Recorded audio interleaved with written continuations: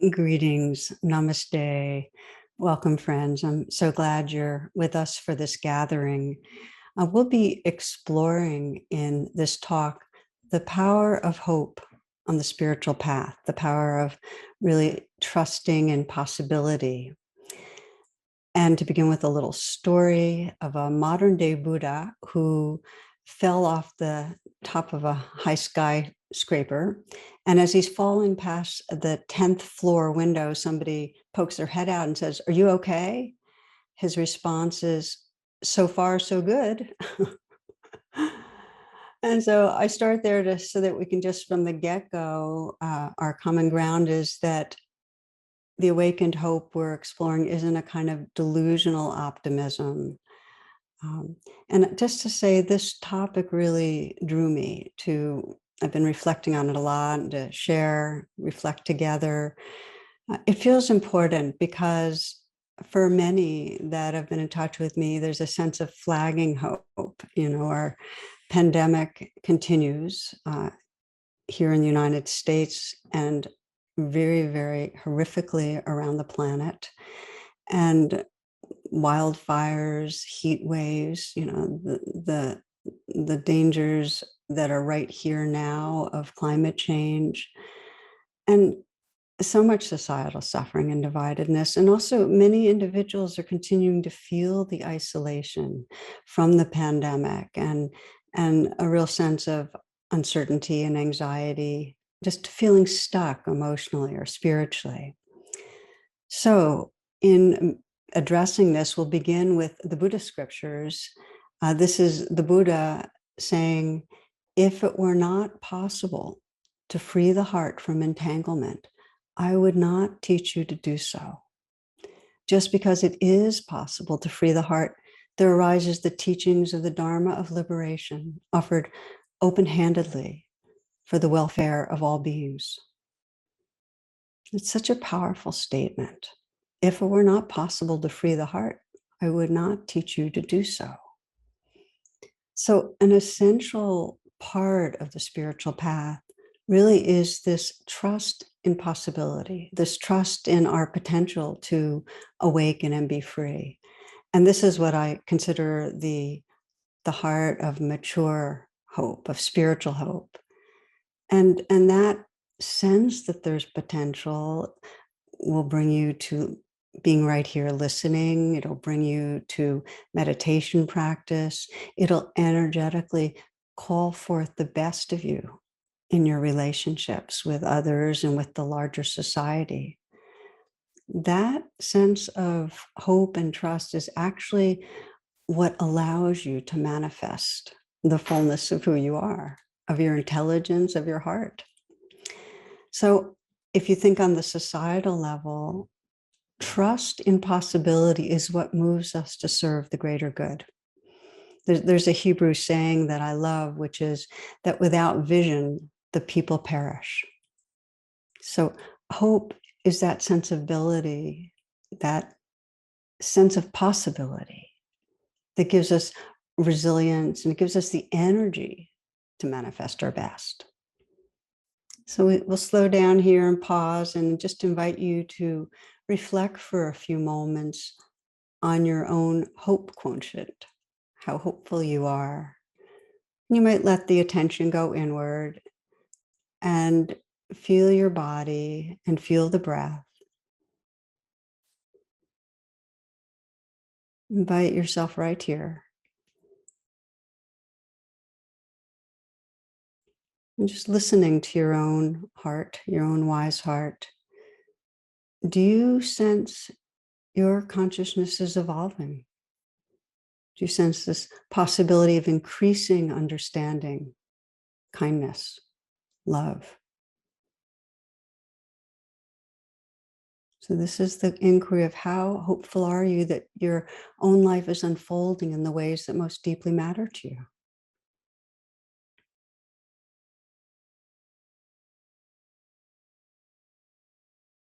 And just sense what arises with that. And more broadly, the inquiry is, do you believe consciousness is evolving in our species? towards more wisdom, more compassion? In other words, how hopeful are you for our world?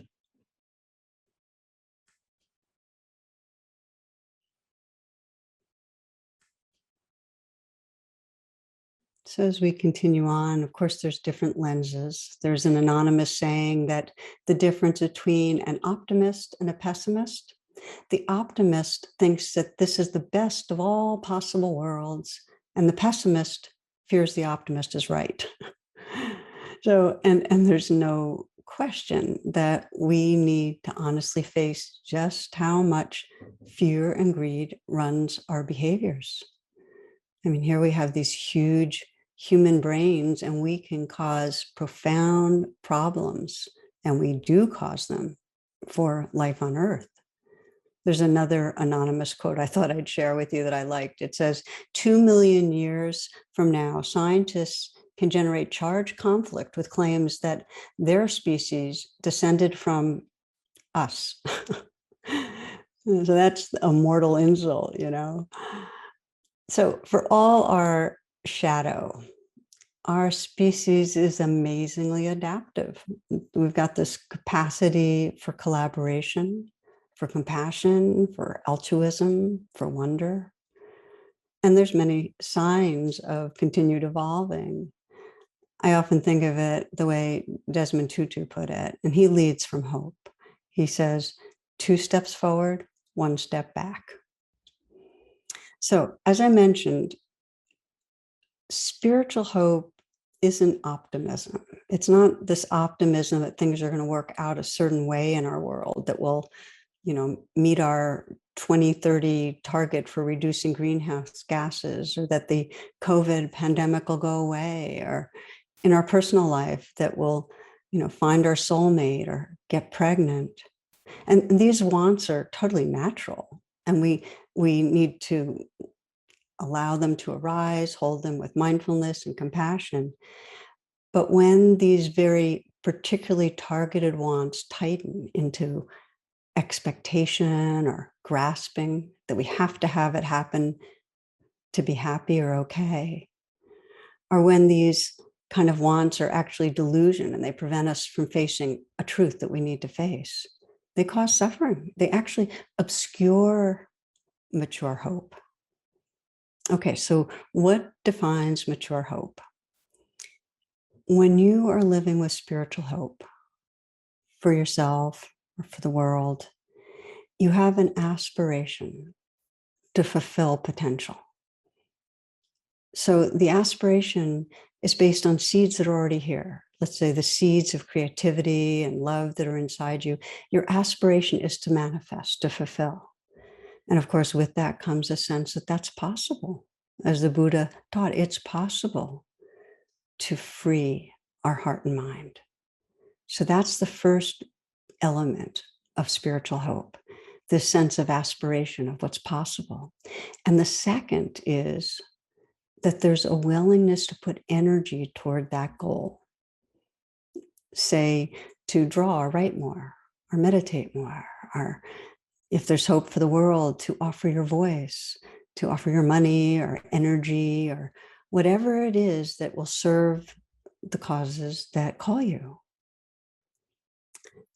I saw an article in the New Yorker some years ago. It was about a Japanese monk named Namoto. And he was giving his life to responding to people who were suicidal. And Japan, as many of you know, probably know, this very high rate of suicidal ideation and suicide amongst industrial nations. So he was dedicated to helping suicidal people find hope. He had a website, countless emails would come in, phone calls. He said that some people, he'd have conversations for years, it would just go in circles, no progress. And meanwhile, he's absorbing some terrible emotions into his body. So he realized that something was wrong with his approach. And he decided that he wouldn't communicate with people until he had met them. So if they wanted his counsel, they first had to come to his temple. And this wasn't such an easy thing. His temple was in a kind of remote place, far from the nearest city, even from a train station. So, and he had been talking to people from all over Japan. So, and also it would cost them. So, but this was the point. If they didn't want help enough to get to his temple, it's unlikely he could help them. So this new strategy reduced the number of people who came to him for help, but it also changed something for those who did, which was there was a marked shift towards healing. I'll give you one example that struck me. And this is one man walked 5 hours to get to Nemoto's temple. And the walk was a heroic journey for him because he had been living as a shut-in. Many of you have heard that expression, just completely insular, isolated, never going out. And now suddenly he's outside in the sun, he's sweating and feeling his body move. And as he walks, he's thinking about what he's going to say because it had been really a long time since he had spoken to anyone. So now he's going to be expected to share his most intimate feelings with a stranger. So he's sweating and thinking and walking. And at last, after 5 hours, he arrives at the temple and he announced that he had achieved the understanding and no longer needed Nemoto's help. So he turned around and walked back home. So what happened?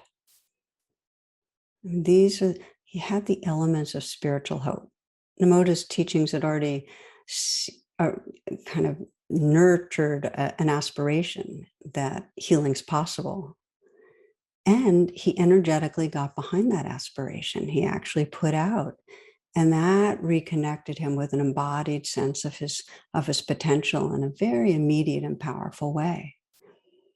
So spiritual hope, it has both aspiration, that sense of possibility, and dedicated energy.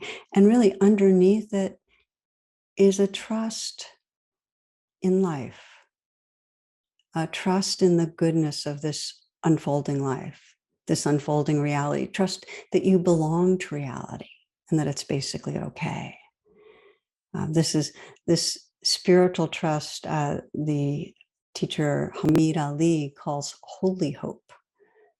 I just like the sound of that, holy hope. It's an attitude of the soul that's open and receptive to how reality is unfolding through our unique human forms. And it makes us fully available to this life. I've been reading just a bit of quantum physics. Carlo Rovelli's kind of inspired me, and I barely understand anything, but I realized that hope lines up very well with a key principle in quantum physics, and that is that reality can only be understood with the lens of possibility. In other words, researchers have found it's impossible to predict with certainty the outcome of a single experiment on the quantum level. That's atoms and subatomic particles. That's what everything's made of. It's impossible to predict with certainty what's going to happen. Instead, everything's predicted as probability of the possibilities. And even if you're not scientifically minded, the implications can be really clear and inspiring that this universe exists in a state of creative possibility.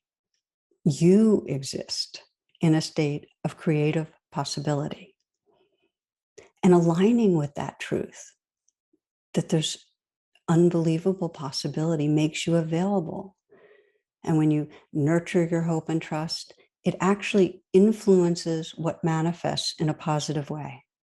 There's a lot of research that talks about certain mind states, like hope, like trust, actually increasing the probability that something will happen that's positive.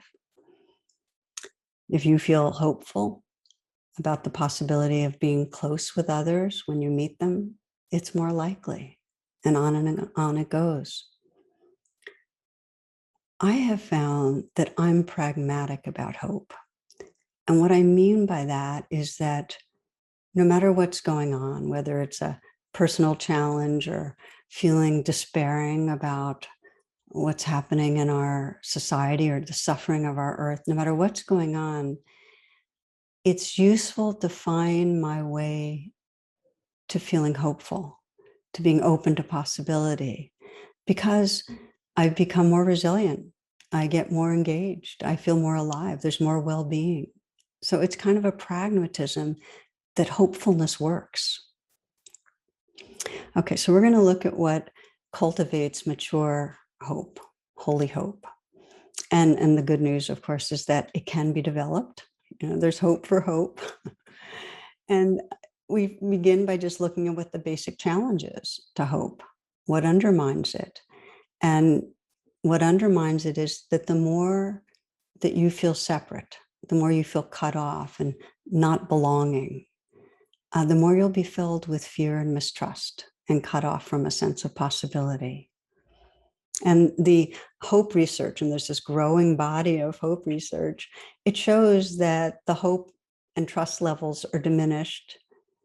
They're disabled sometimes if our holding environment as an infant or young child isn't sensitive, it isn't responsive, it isn't attuned. And then, of course, especially if there's trauma, trauma means we get cut off. That's the experience of trauma, cut off.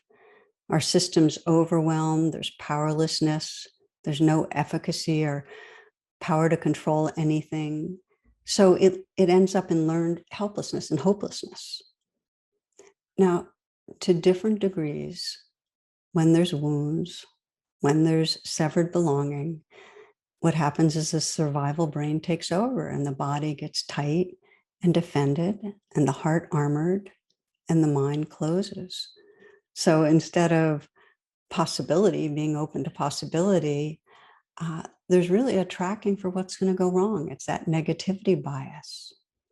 And the wounding and severed belonging happens both growing up with caregivers, but also, of course, it happens on the societal level. Whenever there's a sustained violence against our particular population, and the most notable in many parts of the world against Black, Indigenous, people of color, many other populations as well. I think of how many young trans people have committed suicide, hopelessness, because of the way society demeans, disregards, threatens, shames. So whether it's family or societal, when there's a sense of severed belonging, disconnection, it undermines hope. What it does is it cuts us off from our full beingness. It cuts us off from that field of possibility that quantum physics points to. So reconnecting with presence is really a process that gives us hope. And this is what we're going to look at, how we can really use two different meditation trainings of presence to reconnect with our whole beingness and with that field of possibility. And one of the types of training I'd like to look at together is the presence with what's difficult. It's the presence with our experiences of addiction and our experiences of failure and loss and violence and greed. It's being directly in contact with that.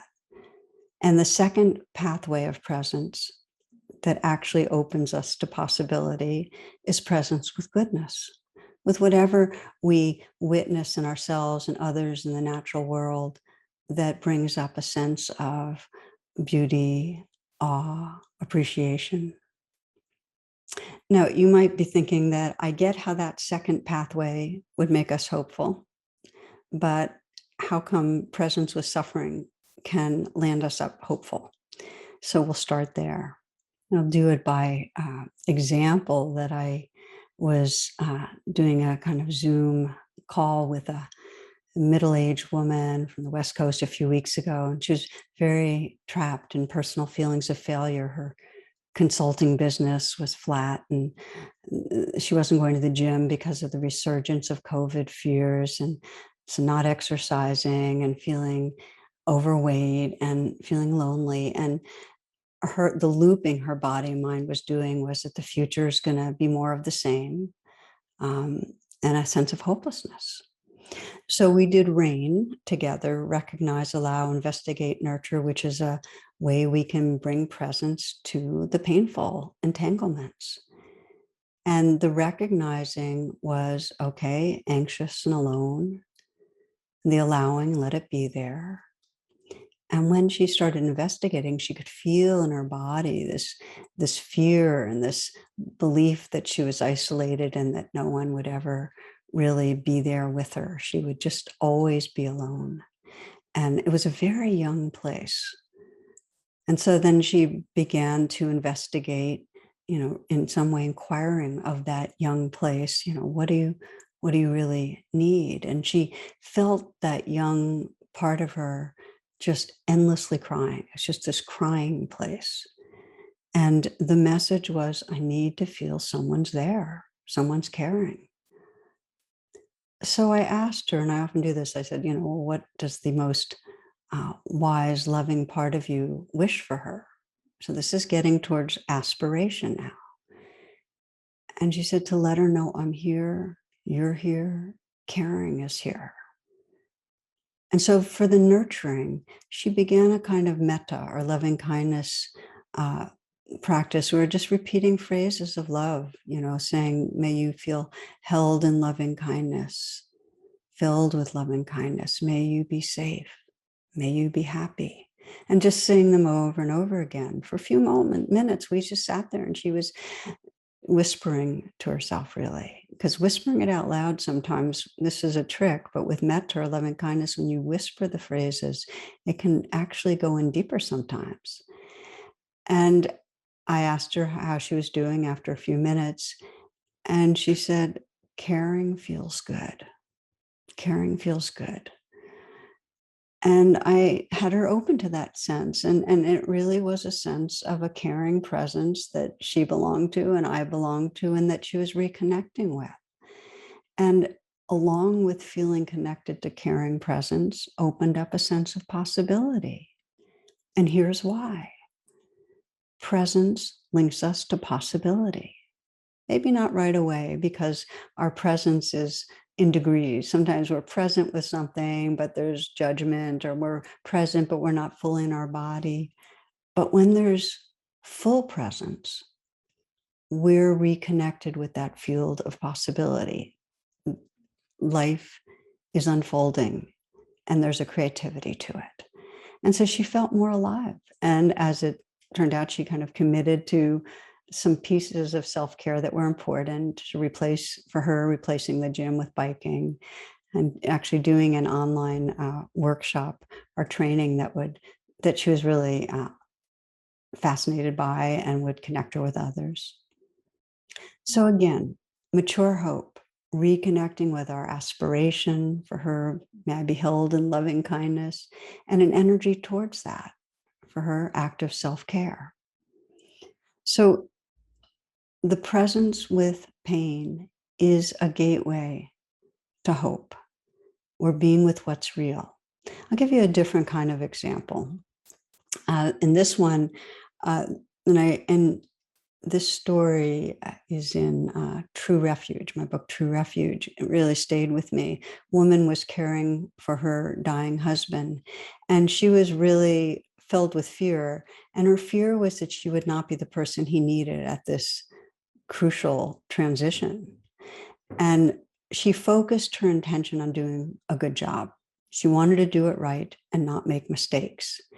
And she stayed busy, and she had a lot of self-judgments going on, and she tried to present herself in a kind of optimistic way to him. Like she described how one morning when he woke up and she was making tea for him and gave it to him, she said, they were chatting, and she said, well, today's going to be a good day.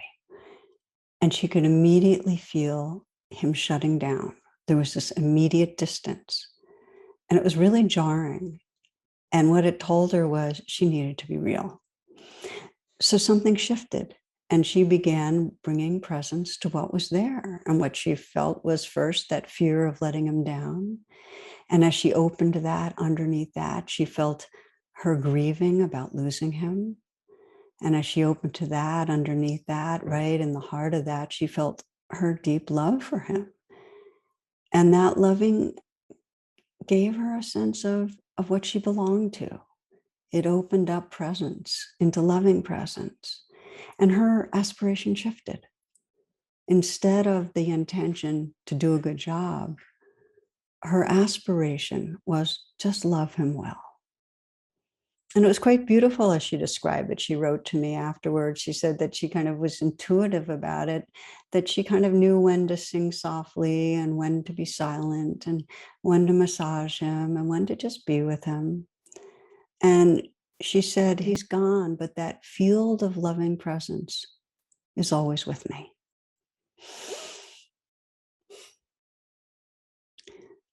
So hope isn't hope that things will go a certain way, a certain narrow way, like someone won't die.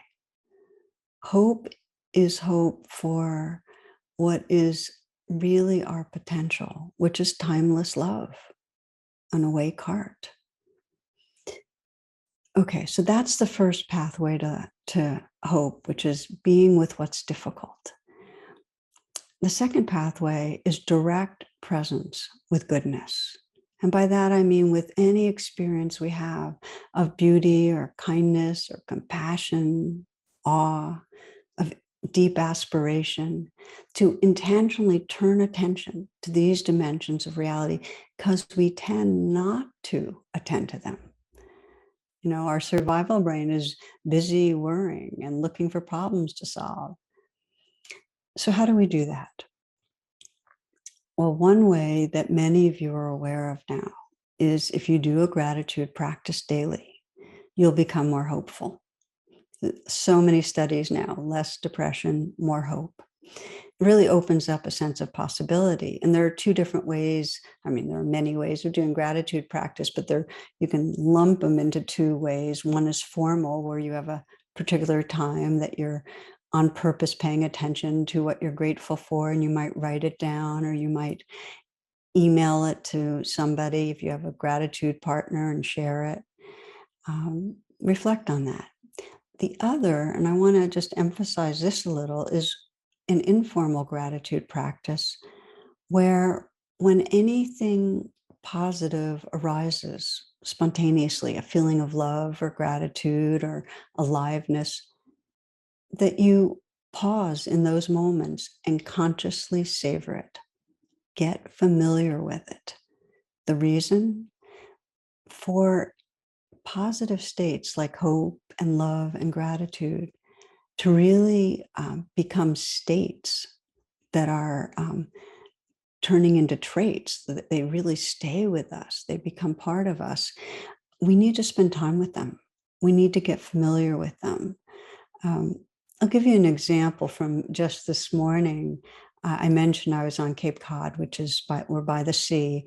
And I was going for a walk with Jonathan, my husband, and our elderly pup, Katie. And Katie is getting increasingly arthritic. So there's a deep stairs that we have to go down to get down to the beach. And he picked her up, and he did it so gently, with such care, such tenderness. And he carried her down the stairs because he knew it'd be difficult. And I just felt the goodness of his heart. And so as we continued walking, I was quiet for a few moments and just let that appreciation be felt in a very kind of somatic way, as warmth and openness. And we kept walking a bit, and we have a ritual now where we walk to a certain distance, and because she's not that able to walk far, he turns around and brings her back, and I continue on because a longer walk is part of my sadhana, my practice.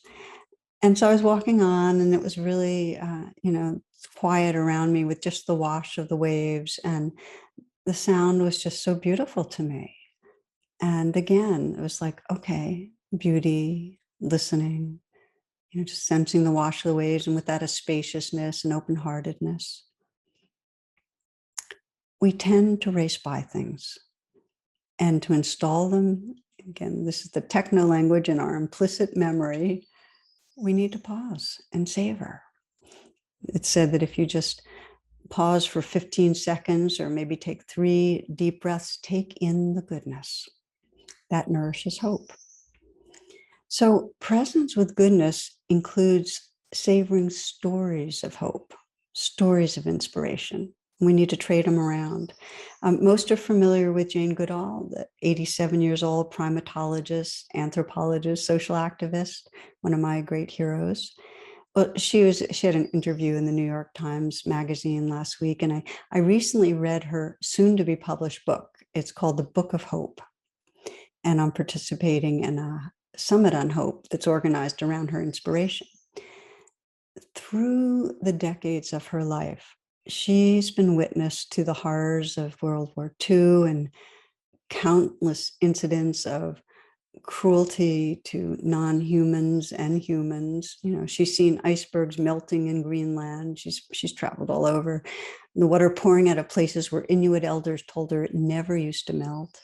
She's met with people who've had to leave their island homes because the water levels have risen so far. Now unprecedented heat waves, fires. She's adamant. She says, we need to face reality. If we don't take action, it'll be too late. And she says, we need to give equal time to stories of hope. Equal time to stories of hope. And this is really what I'm hoping we'll take away from this right now, is that we need that. She shares beautiful ones in her book. I highly recommend it when it's available. You know, people giving their hearts and lives to save endangered animals and habitats. And this includes children, young people, people who are really oppressed, working against all odds to, you know, serve life on our hurting planet. We know that the news most of us get is catering to our survival brain, which gets fixated on what's wrong.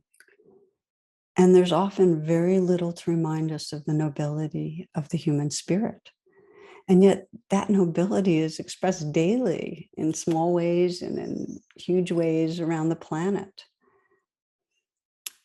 My hope level increases when the stories of hope that come to me are around bridging the divide, when there's some movement from people who are making others the bad other, thinking others are less than, inferior, bad. Movement from that to that sense of shared humanity. In other words, watching human hearts wake up.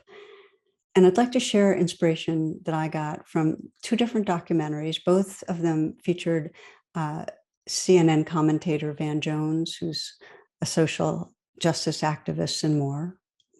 And the first one is called The Redemption Project, done a few years ago with CNN. It's a series of meetings that take place in prisons between the offenders and the victims who come and visit at the prison. And in one of those stories, okay, so Donald Lacey is the father of a 16-year-old who is killed. And the 16-year-old's killed by a man named Chris Smith. And Chris had done it to be accepted into a gang. He had been in foster homes all his life, and this was the family that he wanted to belong to. So he shot into a van where Lacey's daughter was. He thought it was a rival gang, so it was a mistake, and he killed her. Some years after, Donald Lacey, the dad, knew he needed to meet Chris because he had been to therapy, he had done all sorts of work on himself, but he was still really stuck and his heart was really closed. So each in their own places prepared for this dialogue for I think about a year. And then they met, and following the mediator's lead, they each shared what they hoped to accomplish through the meeting, through the conversation.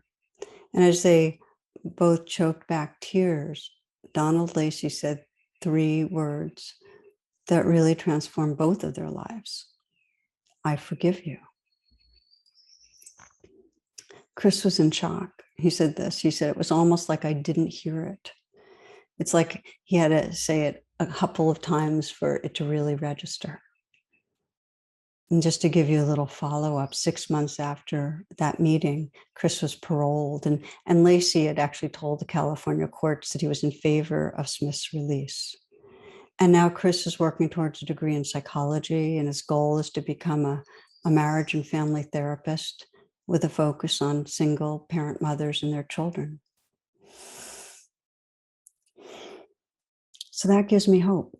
that we humans can evolve through the most deep, painful conditioning, painful wounds. We can feel remorse. We can want to make amends, and we can forgive. We have this capacity to connect with presence, to open to possibility. I want to share one other story. And this is a powerful documentary that just came out. Uh, and it's called The First Step. So keep your eye out for it. The First Step. And it chronicles the passage of the First Step Act during the Trump administration. It's the passage of a bipartisan criminal justice bill. And it's really amazing and fascinating because it shows the bridge building that happened behind the scenes. And some of it very controversial. Van Jones was being reviled by the left for working with the Trump administrations through Jared Kushner, and mistrusted by the right for his progressive views.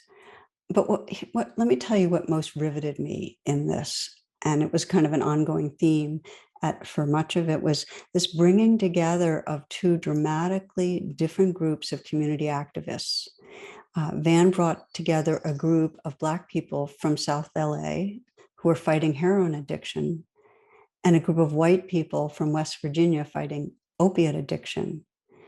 And in the film, you can just see the cultural differences of blue versus red, urban versus rural, and more and more. So at first, they're all gathered around in West Virginia for a couple of days, all sequestered. And gradually, you get to see this very honest, real dialogue happening, talking about racism, talking about why they voted as they did, getting to know each other. Not always easy. And in time, you see, and this is what got me, you see them showing each other pictures of their dead children, the ones who overdosed. So there they are sharing their pictures. It's a parent's most terrible loss. One man from West Virginia told the group, he said, that he had told his son, "You got yourself into this, you get yourself out." And now his son is dead. So he's living with that remorse, with that grief. And you could see the tears of understanding in others, a shared heartbreak. So in this divided world of ours, it's possible for people of great difference to come together, to get to know each other, to honor the differences, and to realize their belonging. It's possible. And there's something more. It's possible to be in this violent, divided world and to be oppressed and still choose love. One of the things that I've been reflecting on a lot when I think of the nonviolent movement, when I think of the courage of people of color who live with centuries of traumatic injury and have dedicated themselves to nonviolent activism, that inspires hope. To know hatred never ceases by hatred, but by love alone is healed. To really know that. One of the things that had me thinking about this was it's a year after Congressman John Lewis's death. And as many know, he was active in the civil rights protests in the 60s and trained in nonviolence, and was beaten so badly while he was peacefully protesting that at one point he thought he was going to die. So the brutality against nonviolent protesters actually helped make the way for Voters' Rights Act in 1965 to be passed. And then John Lewis and many others watched this hard-won act get gutted in 2013. He saw the resurfacing of undisguised and vicious white supremacy in these last years. And still, he turned to love and hope. I'm going to read a little bit of John Lewis because I find him so inspiring. He says, "You are a light. You are the light. Never let anyone, any person, any force dampen, dim, or diminish your light. Release the need to hate, to harbor division, and the enticement of revenge. Hold only love, only peace in your heart.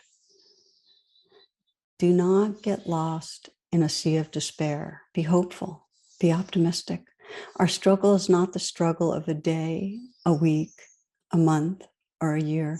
It is the struggle of a lifetime. Never ever be afraid to make some noise and get in good trouble, necessary trouble.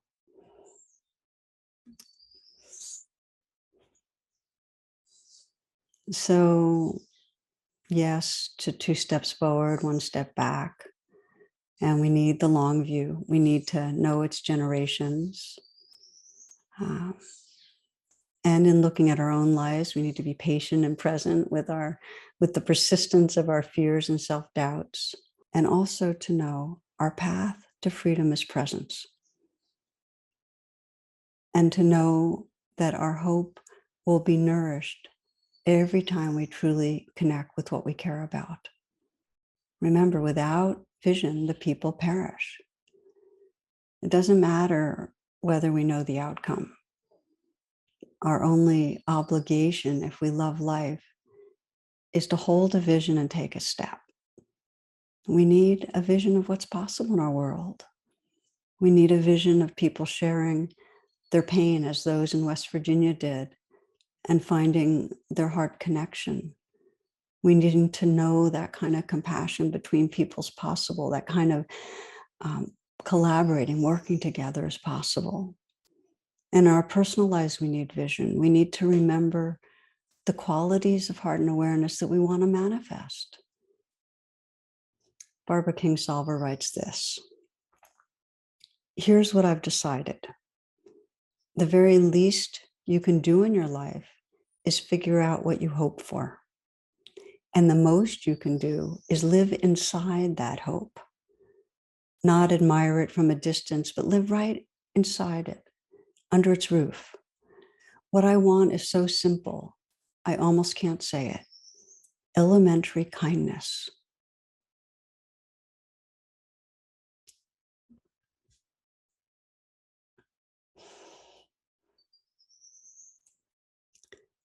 I'd like to close by saying that this path of presence, of awakening hope, is not a solo endeavor. I can't do it by myself.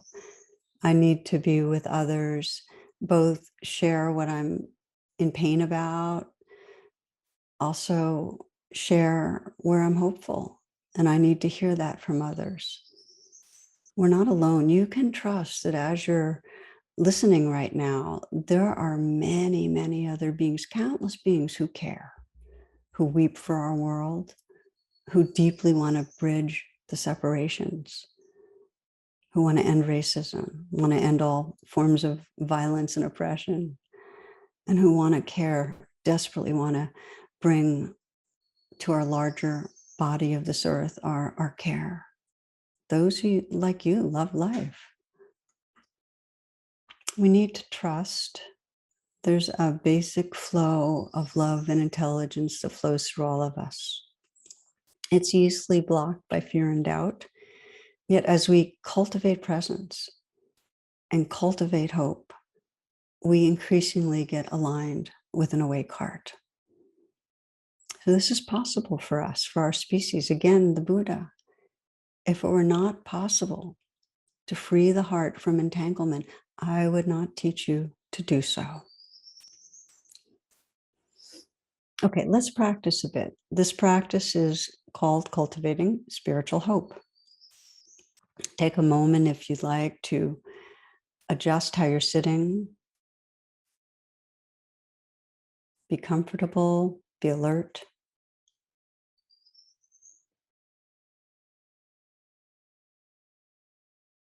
Let yourself come home into the moment. Just notice what this moment is like. Feelings and sensations in your body, the mood in your heart.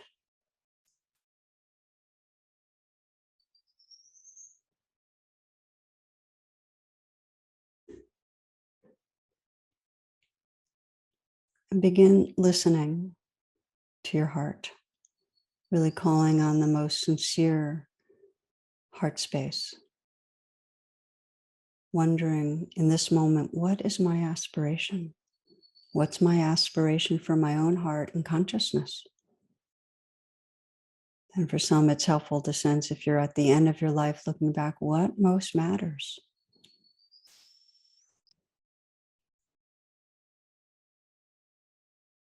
What do I want to manifest in this life?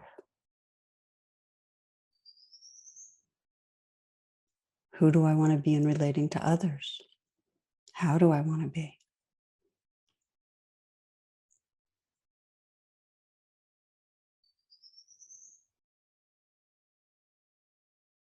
And maybe some words come to mind like kindness, being real, being authentic, present. And you might sense how the seeds of whatever comes to mind is already here. So invite it forward right now, just to sense, well, what would it mean to be living under the roof of what I hope for, to really inhabit it, to be all that I can be? Just in this moment, invoke your awake heart, your high self, and let that wisdom and love fill you.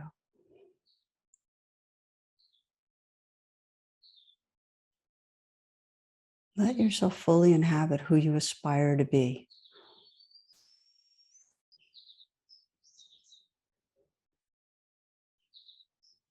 Your awareness already knows this. Just sense how your body and heart and mind feel it.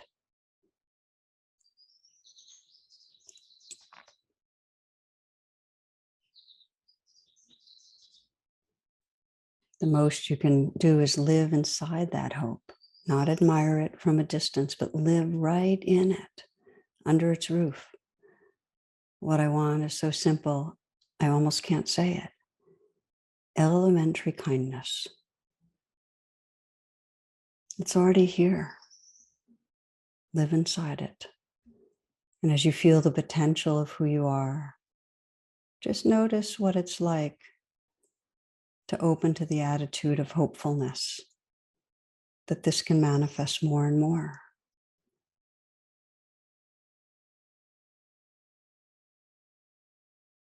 That holy hope that in some deep way all shall be well.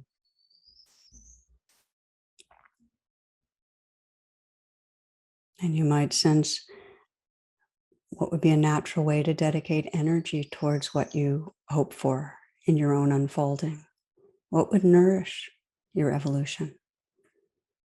Maybe something you're already involved with, something fresh, but just sense the energy towards nourishing.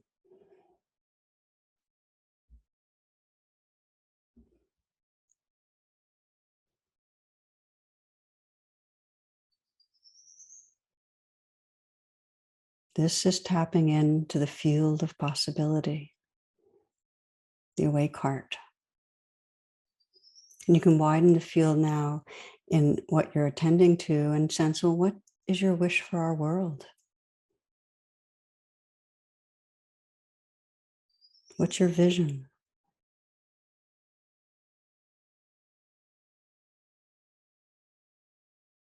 And it might have to do with harmony, peace, love, compassion, justice.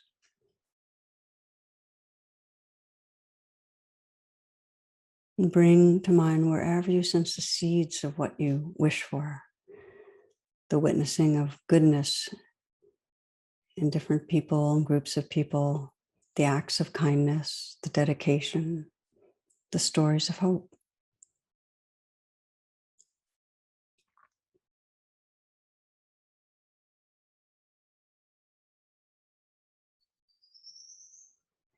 You might bring to mind the most caring and hopeful person you know,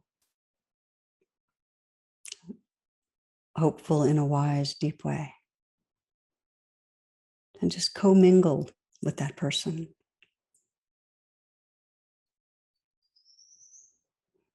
Commingle with all of us who hold open the possibility of healing, of freedom.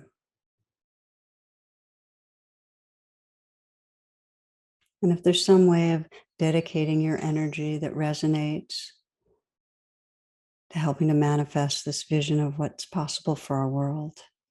Again, something you're already doing that you can feel refreshed in, or something new, and bring that to mind.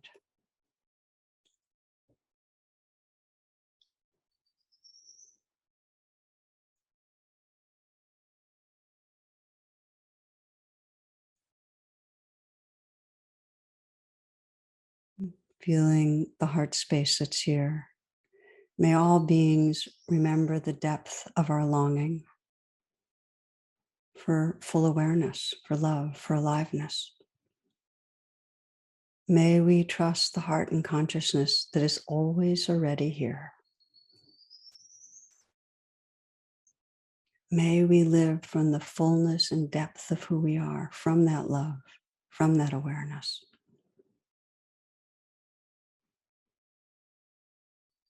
And may our awakening of hope, of inner freedom, serve creating a more just, compassionate world.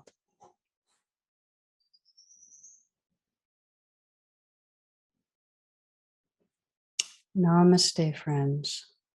Namaste, friends. I bow to your good hearts, and I wish you all blessings. Thank you.